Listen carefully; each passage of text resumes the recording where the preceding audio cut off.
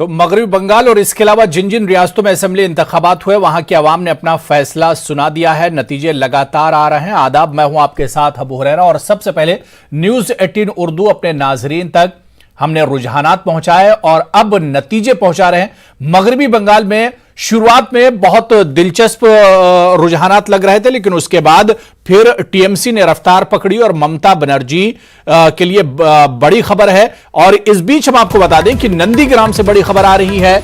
Counting का 16वां मरहला मुकम्मल हो चुका है। ममता बनर्जी और शुभेंदु अधिकारी में आंख मचोली लगातार चल रही है। ममता और शुभेंदु एक दूसरे पर सबकत की कोशिश कर रहे हैं। 17 मरहले के बाद नंदीग्राम सीट पर नतायज का ऐलान होगा। 17 मरहले के बाद नंदीग्राम सीट पर नतायज का ऐलान होगा।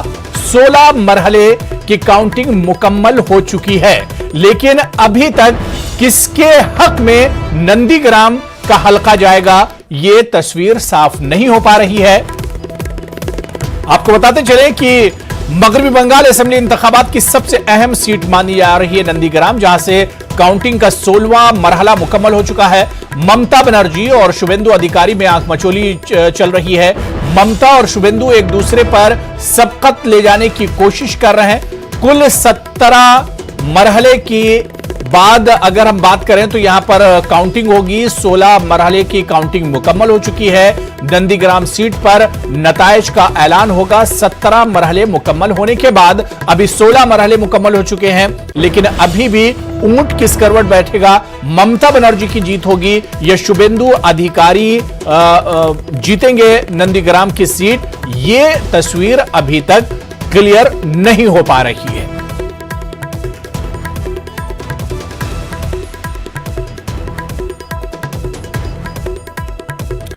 और बहुत दिलचस्प आपको बता दें कि 16वां राउंड मुकम्मल होने के बाद शुभेंदु अधिकारी बहुत मामूली से फर्क यानी 6 वोटों से आगे चल रहे हैं। ममता बनर्जी और शुभेंदु अधिकारी में बहुत कांटे की टक्कर चल रही है। ममता बनर्जी और शुभेंदु अधिकारी लगातार एक दूसरे पर सबकत ले जाने की कोशिश कर रहे हैं। 16 राउंड की काउंटिंग के बाद शुभेंदु अधिकारी महज 6 वोटों से बढ़त बनाए हुए हैं।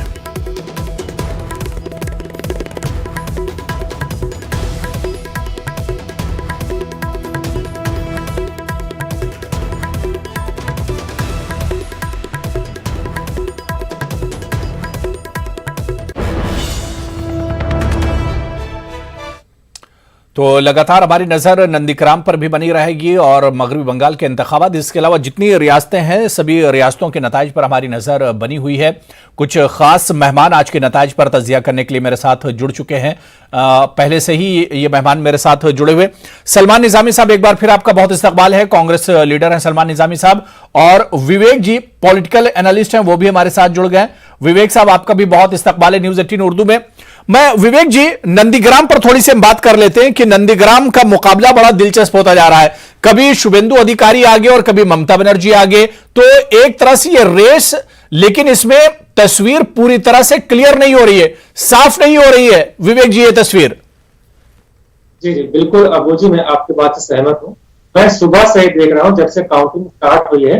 एक बार तो ऐसा हुआ था 7-8 हजार वोटों से जो है ना शुभेंदु जी आगे थे। बिल्कुल। तो कहीं ना कहीं कोई एक बार ममता जी आगे हो रही है, एक बार शुभेंदु जी, तो कहीं ना कहीं कांटे की टक्कर चल रही है। तो इससे अंदाजा लगाया जा सकता है कि कितनी ज्यादा प्रतिस्पर्धा है बंगाल के चुनाव में। अगर आप आसाम की बात करिए, पौंडीचेरी की बात करें या तमिलनाडु या केरला के, उससे एक तरफा दिख रहा था। लेकिन जहां तक पश्चिम बंगाल के जो चुनाव की राजनीति है वो बिल्कुल अलग थी।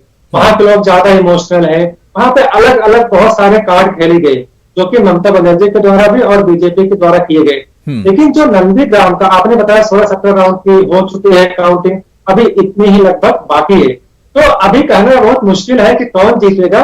लेकिन हाँ, जैसे हम लोग सोच रहे थे कि ममता बनर्जी आसानी से जीत जाएंगे, टक्कर उनको बहुत अच्छी मिली है। और रही बात, मैं सुबह से देख रहा हूँ, एक बार तो ऐसा लगा कि बीजेपी आगे हो रही टोटल काउंटिंग में। उसके बाद अभी आप देख लीजिए तो लगभग 40-50 का डिफरेंस है। फिर भी मैं बोल रहा हूं कि अभी यह आंकड़े बदल सकते हैं। ऐसे बहुत बार हुआ है, लास्ट के 2-4 घंटों में चीजें बदली हैं। क्या लग रहा है कि ऊंट किस करवट बैठेगा? देखिए, अगर आप पश्चिम बंगाल की बात करें, जी, अगर आप पश्चिम बंगाल की बात करें तो मुझे पूरी भरोसा है कि कहीं ना कहीं बीजेपी 120 से 150 सीटों तक जा सकती है। तो अभी हमें थोड़ा सा इंतजार करना होगा। और मैंने देखा कि टीएमसी के कुछ लोगों ने मिठाइयां बांटने शुरू कर दी हैं, जबकि कोविड-19 का सिचुएशन है। ऑलरेडी इलेक्शन कमीशन ने बोला है, हमें तमिलनाडु से भी तस्वीरें मिल रही हैं, पश्चिम बंगाल से भी मिल रही है। ये चीजें नहीं होनी चाहिए। कोई भी पार्टी जीते, लोग बचने चाहिए, और ऐसे हमें दिखाने के लिए हमें कुछ नहीं करना चाहिए, और लोगों को थोड़ा सावधानी बरतना चाहिए। ऐसे खुले में जश्न मनाना और इस तरीके की सिचुएशन में ठीक नहीं। बिल्कुल, तो जाहिर सी बात है कि बहुत सावधान रहने की, बहुत हो। मोहतात रहने की जरूरत है। जाहिर सी बात है कि अब जब नतीजे आएंगे तो किसी की जीत होगी, किसी की हार होगी, लेकिन यह मौका नहीं है कि इस जीत का जश्न मनाया जाए। मेरे साथ एक और बहुत खास मेहमान Danish Iqbal ji, BJP spokes person है, बीजेपी लीडर हैं, वो भी मेरे साथ जुड़ चुके हैं। दानिश इकबाल जी, आपका भी बहुत इस्तकबाल है न्यूज 18 उर्दू में। मैं सलमान निजामी साहब आपके पास आना चाहूंगा। सलमान निजामी साहब, 4 स्टेट और एक यूटी के आज नतीजे आ रहे हैं, असेंबली के जो चुनाव हुए उसके नतीजे आ रहे हैं, लेकिन सब पे जब हम नजर दौड़ाते हैं तो कांग्रेस पिछड़ती नजर आ रही है। चाहे हम बंगाल की बात करें, यहां पर कांग्रेस का बिल्कुल एक तरह से सफाया है, कांग्रेस नजर नहीं आ रही। आसाम की बात करें, आसाम से बहुत उम्मीदें थी, यहां पर भी कांग्रेस पिछड़ती नजर आ रही है। इसके अलावा केरल, तमिलनाडु, मतलब हर जगह पे कांग्रेस की आखिर यह हालत क्यों है? क्या कोई कमी रह गई? आपने मेहनत नहीं की, होमवर्क नहीं किया? कमी कहां पर रह गई कांग्रेस के साथ?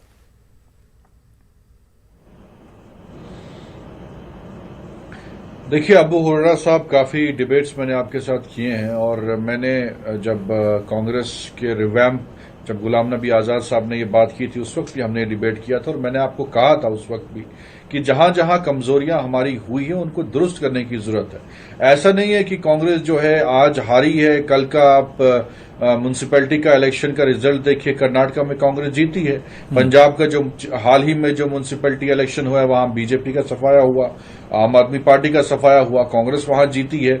कांग्रेस मजबूती से राजस्थान में जीती, कांग्रेस मजबूती से मध्य प्रदेश में जीती, पंजाब में भी जीती, कई ऐसी राज्यों में जीती, कर्नाटका में जीती, लेकिन वहां जोर जबरदस्ती हुकूमत को तोड़ा गया, और हार जीत चलती रहती है। लेकिन ऐसा नहीं है कि हम जो है हमने हार मान ली है और हम ये कहेंगे कि भाई हमने जो है मैदान छोड़ दिया।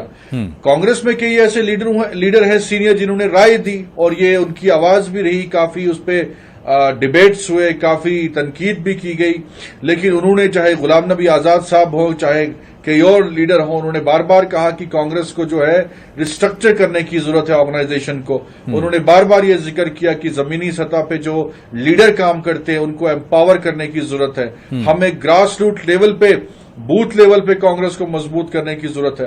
कांग्रेस में एक नए प्रेसिडेंट का इलेक्शन होना बहुत जरूरी है। तो ये बातें हुई हैं कांग्रेस में, और मुझे लगता है कि अब संजीदगी से सब लोग एक होके बैठेंगे और इस पे काम करेंगे। जहां जहां कमजोरी हुई है वहां हम काम करने की जरूरत जो है वहां हमें काम करने की जरूरत है। और जिस तरीके से इन इलेक्शंस में चाहे मजहब को बीच में लाया गया, चाहे झूठ बोल के ये कहा गया, डिस्क्रिमिनेशन किया गया कि हम बंगाल में फ्री वैक्सीन देंगे, बाकी स्टेटों में वैक्सीन नहीं देंगे, हमने बिहार का हाल देखा, तो ये लोगों ने भी समझा है और कांग्रेस को भी समझना चाहिए। मुझे आपके चैनल के माध्यम से कहना चाहता हूं कि हमें अगर स्ट्रांगली जो है इलेक्शन लड़ना है तो हमें सीनियर लीडर्स का जो है उसमें होना बहुत जरूरी है, और जहां जहां गलतियां हुई हैं हम उसको दुरुस्त करने की कोशिश करेंगे। और ऐसा नहीं है कि कांग्रेस जो है, यानी सलमान निजामी साहब, आप इस बात को एक्सेप्ट करते हैं, आप मानते हैं कि कांग्रेस से गलतियां हुई हैं और कमियां रही हैं, जिसकी वजह से आज जो नतीजे आ रहे हैं उसमें कांग्रेस की वो तमाम चीजें नजर आ रही हैं, और कहीं ना कहीं कांग्रेस से कमी रह गई, अनदेखी की गई इन चुनाव की, और इसी वजह से आज नतीजे उसके हक में नहीं आ रहे हैं। मैं दानिश इकबाल आपके पास आना चाहूंगा। दानिश इकबाल जी, मगरबी बंगाल की अगर हम बात करते हैं, आसाम में चुनाव बीजेपी के हिसाब से बहुत अच्छे हैं, इसके अलावा केरल, पुदुचेरी की बात करें ठीक है, लेकिन मगरबी बंगाल में जो दावा किया था अमित शाह जी ने कि 200 पार बीजेपी 200 से ज्यादा सीटें लेकर आएगी, लेकिन अब हम नतीजों में देख रहे हैं तो वो दावे तो खोखले नजर आ रहे हैं, वो चीज तो है नहीं। कहां पर कमी रह गई? क्या सिर्फ दावे किए गए?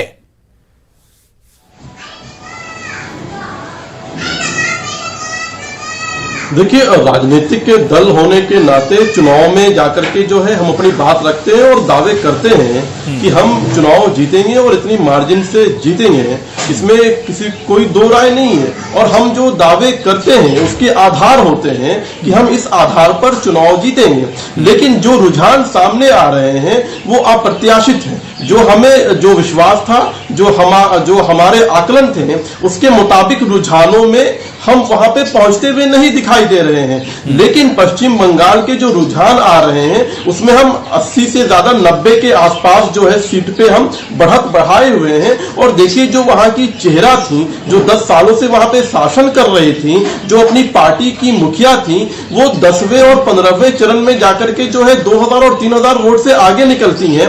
लगातार शुरुआती रुझानों में वो भारतीय जनता पार्टी के उम्मीदवार से 8000 वोट से पीछे रहती है। कांटे की टक्कर चल रही है वहां पे, और नतीजे जब सामने आएंगे तो अभी मुझे लगता है कि वक्त लगेगा। तो अभी कुछ भी कहना मुश्किल है, क्योंकि जब तक नतीजे सामने नहीं आते हैं अब तो देखिए नतीजे आने लगे। दानिश इकबाल जी, ये कहना कि अभी कहना कबल अज़ वक्त होगा, अभी कहना जल्दबाजी होगा, तो मेरे ख्याल से अब काफी वक्त हो चुका है। अब देखिए नतीजे भी आना शुरू हो गए हैं।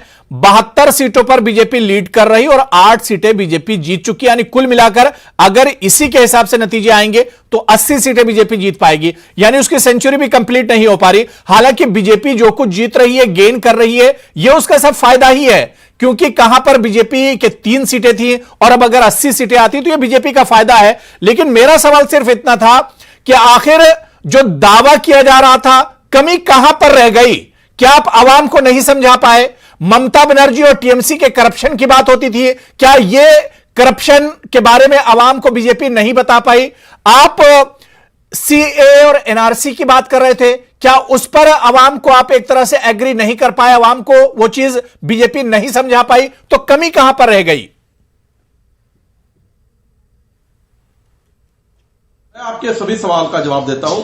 देखिए, एक बड़े प्रदेश के अंदर पश्चिम बंगाल एक बड़ा राज्य है, और एक बड़े राज्य के अंदर जहां हम कुछ भी नहीं थे, पिछले विधानसभा में हम सिर्फ 3 सीटों पे थे, और एक बड़े राज्य में अपने संगठन का विस्तार करना निश्चित तौर पर समय लगता है। और जिस समय के अंतर्गत हमने वहां पे विस्तार किया है, अगर उसके माध्यम से हम 80 से 90 सीटों पे जीत रहे हैं, जबकि पिछले विधानसभा में हम 3 सीटों पे थे, तो इसका मतलब यह है कि भारतीय जनता पार्टी की बड़ी उपलब्धि है। वहां के कार्यकर्ताओं ने जो है बड़ी मुशक्कत और मेहनत के साथ, शिद्दत के साथ चुनाव लड़ा है, उन्होंने मेहनत किया है, ये दर्शाता है। लेकिन हाँ, जो नतीजे हम चाहते थे कि पूर्ण बहुमत के साथ 200 का आंकड़ा को पार करना, उसमें लगता है कि हम पीछे रह गए हैं इस बार। तो इसमें कोई भारतीय जनता पार्टी जो है, जो वहां के जो मैंडेट है जनता का, उसको विनम्रता के साथ स्वीकार करेगी। लेकिन ये रुझान है, रुझान के आधार पर ही मैं कह रहा हूं कि भारतीय जनता पार्टी वहां की जो है स्वीकार करेगी वहां की जनता की जो मैंडेट को। लेकिन कमियां कहां रह गई है? मुझे लगता है कि कोई चुनाव को हारने या जीतने में कोई एक नतीजे नहीं होते हैं, अनेक प्रकार के कारण हो सकते हैं कि चुनाव में क्यों हार हुई है। तो इसकी समीक्षा की जाएगी कि हम चुनाव में क्यों हार रहे हैं और क्यों हारे हैं, क्यों पीछे रह गए हैं। तो मुझे लगता है कि एक चुनाव को हारने का बहुत सारा कारण हो सकता है। किसी एक कारण को बता देना कि जो ये कारण है, हो सकता है कि जो सोनार बंगला का जो हमने विषय उठाया था कि पश्चिम बंगाल को सोनार बंगला बनाना है, शायद हम उसको विस्तार से जनता तक कनेक्ट ना कर पाए हो। चाहे पश्चिम बंगाल के अंदर ये देखा गया है कि पश्चिम बंगाल के अंदर जो वहां की जनता होती है, जो बड़े चेहरे होते हैं, उस चेहरे को देख करके वहां की जनता एक तरफा वोट करती है। तो हो सकता है कि भारतीय जनता पार्टी ने अपने कोई चेहरा प्रोजेक्ट नहीं किया था, वो भी एक कारण हो सकता है। तो एक चुनाव के नतीजे को प्रभावित करने के लिए बहुत से कारण हो सकते हैं और उसकी समीक्षा की जाएगी। चलिए ठीक है, मैं विवेक जी, आप कुछ कहना चाह रहे थे, मैं आपके पास आऊंगा, लेकिन उससे पहले सलमान निजामी साहब, और विवेक जी यही सवाल मैं आपसे भी लूंगा, लेकिन मैं सलमान निजामी साहब, एक ही इशू आप देखिए कि सीएए एनआरसी का इशू, बीजेपी बंगाल में भी यही इशू उठाती है और इसी इशू पर आसाम में भी चुनाव लड़ती है। आसाम में वो एक तरह से जीतती नजर आ रही है, बहुमत में आती नजर आ रही है, लेकिन बंगाल में उसका यह इशू नहीं चलता है। इसे किस तरह से देखेंगे? सीएए का ही सेम इशू वेस्ट बंगाल में बीजेपी से नहीं भुना पाती है, लेकिन आसाम में उसी इशू पर एक तरह से सरकार बनाती नजर आ रही है। सलमान निजामी साहब।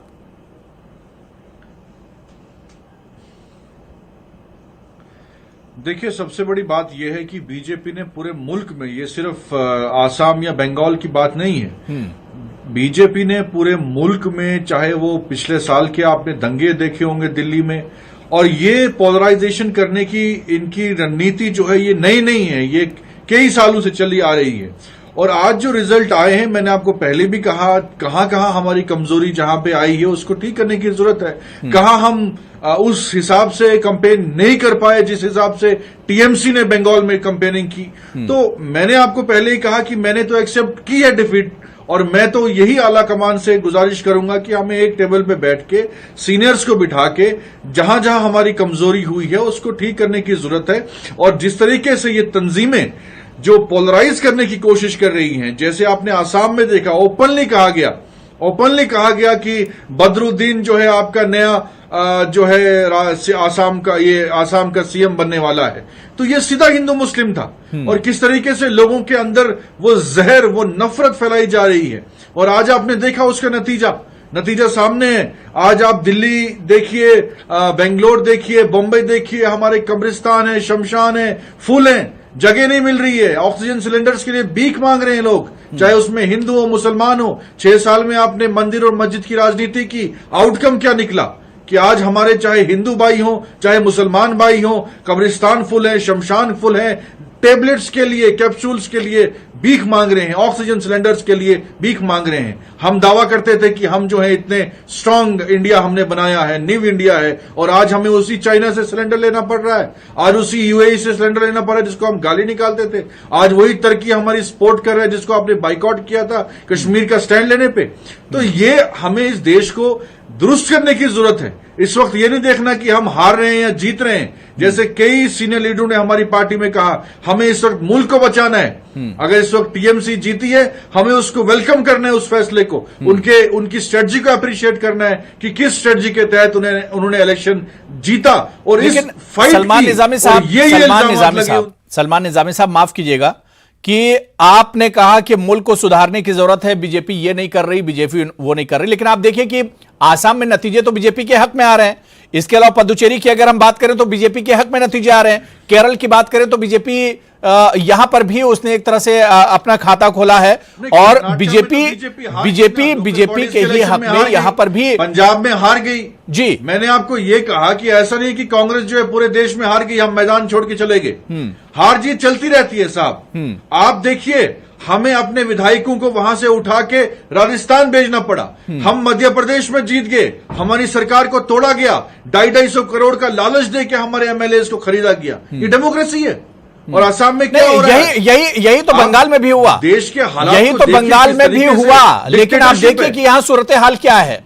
यहां पर भी काफी लोग तोड़े गए, जोड़ तोड़ की सियासत हुई चुनाव से पहले, लेकिन अब देखिए सूरत हाल क्या है, अब नतीजे किस तरह से आ रहे हैं। मतलब हर तरह से मेहनत की गई, लेकिन यही है जिस जमहूरियत की हम बात करते हैं, डेमोक्रेसी की बात करते हैं, यही तो है कि सब कुछ कर लिया गया, लेकिन जो अवाम के हक में था, अवाम ने क्या कुछ सोच के रखा था, अवाम के जहन और दिल में क्या कुछ चल रहा था, वो नतीजों में सामने आ रहा है। मैं विवेक जी आपके पास आना चाहूंगा।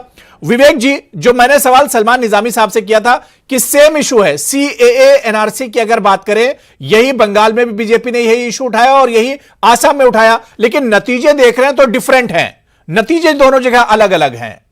जी जी, अबू भाई देखिए, एक बात बहुत हमको समझनी पड़ेगी कि एनआरसी वाला हो या सीएए का हो, इन नारों के रूप में तो ठीक हो सकता है, लेकिन हिंदू मुसलमान का इस तरीके से पोलराइजेशन से किसी को कुछ वोट मिल जाएगा, सीटें मिल जाएगी, ऐसा होता नहीं। ठीक है, इन सब मुद्दों से लोग उठ चुके हैं, उनको ग्रोथ चाहिए, उनका डेवलपमेंट चाहिए। ये सब हिंदू मुसलमान ऐसा कोई इश्यू में मानता नहीं है, तो ऐसा है। देखिए, मैं 3 बातें कहना चाहूंगा।